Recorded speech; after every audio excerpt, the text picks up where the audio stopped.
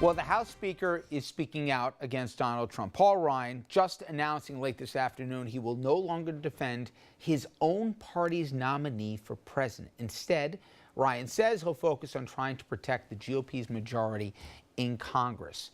Trump, of course, immediately responded, Donald tweeting, quote, Paul Ryan should spend more time on balancing the budget, jobs, and illegal immigration and not waste his time on fighting the Republican nominee. But Ryan, he stopped short of pulling his endorsement of Trump. But dozens of other Republicans, they're going one step further and doing just that. Include some big names. John McCain, the Arizona senator, 2008 presidential nominee for president. McCain saying he will write in the name of some good conservative Republican who is qualified to be president, end quote. Kelly Ayotte, the New Hampshire senator who's got a tough re-election fight there, said, quote, I cannot and will not support a candidate for president who brags about degrading and assaulting women, end quote. I've had Crochet sitting in that seat who will go even further, saying he's going to vote for Hillary and all the rest. But the number, I believe, will grow, especially if I believe I'm right here, that more stuff is going to continue to come out. Do you believe the GOP reaped what it sowed in that in this primary process, whether they underestimate him or not, they didn't come together enough because they got a little drunk on the idea that he was filling 20 and 30,000 people up, and they looked the other way, group after group that he insulted, that they now find themselves less than 30 days from the election, and they look in the mirror and say, what have we done? Well, based on past history, the Republican Party put together a state-by-state, a very democratic and fair system on how we were going to select candidates. And that's what we did. I think the process was followed to the letter. It was done fairly. It was done according to the rules, and Trump won. To my consternation, maybe some others, because I wasn't sure this guy could ever win. Yep. And some of the ones who could win were thrown at the wayside with 12 and 17% of the vote. His appeal was almost consistently a third of the vote. A lot of people weren't even Republicans were crossing lines in states where you could. And he won, fair and square.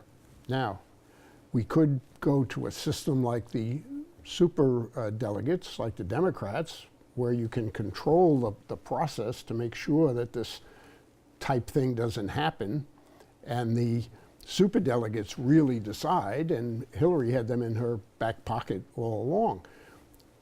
The Democrats had a chance that Sanders was going to run away with this.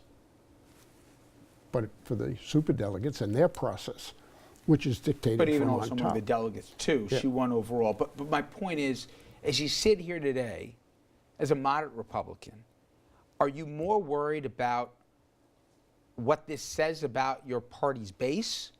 Are you more worried about what it says about the party? Because for me, my problem's been, you didn't learn this Friday that Trump was a bad guy. I mean, the things that he said, I have not heard a politician say the things that he has said about so many groups, and that somehow the tapes release was a tipping point that he crossed the line. So many Republicans, I mean, the idea that John McCain, who has an unbelievable record of service to this country, regardless of your politics, that he would say what he said about John McCain, that John McCain would have to literally swallow hard, or chose to, and continue, holding his nose until yesterday. That's just not what I thought the GOP would have tolerated. It isn't, and let's bear in mind that Trump is not a politician, has not been, and has never run for anything. And these statements were... He was graded on a different curve than a politician. Yeah, well, he was not a politician, and these comments were the type things you might hear in a locker room or a bar at 11 o'clock or 1 o'clock at night or beyond. And I tell you, not even then. And I've been in a lot of locker rooms. I haven't heard some guy say that. And this is not a prude talking, but Michael, for me, if you're a betting man right now, do you think the numbers we've seen of the Senate and House Republicans who've bailed, that number inches higher as we get to November, or is the political calculation enough? And I guess you can explain the methodology. Trump's all but said, you bail on me, I'm telling my base you're not one of us either. So they have to be worried about that. But conversely, the numbers that are coming out for white Republican women that are not going to vote Republican because of Trump and Trump alone, that's, I guess, the mathematics they got to compute. It is, and when you're running for president, even in the primaries, it's a very different tone, and it's a national message and a national voice in the direction of the country, and contrasting from the Democratic candidates or your opponent, and let's say if you're a Democrat talking about Republicans, as opposed to running statewide or in a congressional district. A congressional district is a handful of assembly districts or a few city council districts. That's the size. Statewide, you could talk about 2 or 3 counties or running up the numbers in urban areas. So it's a different message, it's a different tone, different alliances, specific labor unions, chambers of commerce, things like that. So it's a very different sense. But this was a bridge too far in terms of alienating the bases and the troops you need and the transactional players and the stakeholders that are involved in statewide politics and congressional district politics. Friends of mine over at Higher Heights, which discusses black women, increased participation in politics, Kimberly Peeler-Allen and L. Joy Williams are particularly incensed with the Republican Party, not the New York Republican Party, because they're saying, having insulted communities of color, Asian Americans, Hispanics, it's when you address, let's say, white women who are a demographic base that has to be carefully considered in statewide races. This is when Republicans start abandoning him. You didn't do it for all the other groups before, including us, but now this group, and now we're hearing from you. So there's a lot of internal dynamics, but I would say running statewide, running in a congressional district, very different message and tone than a national voice. And there's a practical consequence when Ryan says this, and we're going to listen really carefully to Reen's previous. Forget about the money they're not putting into Trump. It's also, he has no ground operations. He's got no get out the vote. He's got no phone banks getting people motivated. It will be unprecedented in modern politics, the absence of what we normally see in the run-up, and we're already in early voting. But just to give a historical context to this, we understand that there's a decent chance that the Bushes, not Billy apparently, but the other Bushes are going to make a statement here where they're going to either just say we can't support Trump or even go farther than that as it relates with Hillary.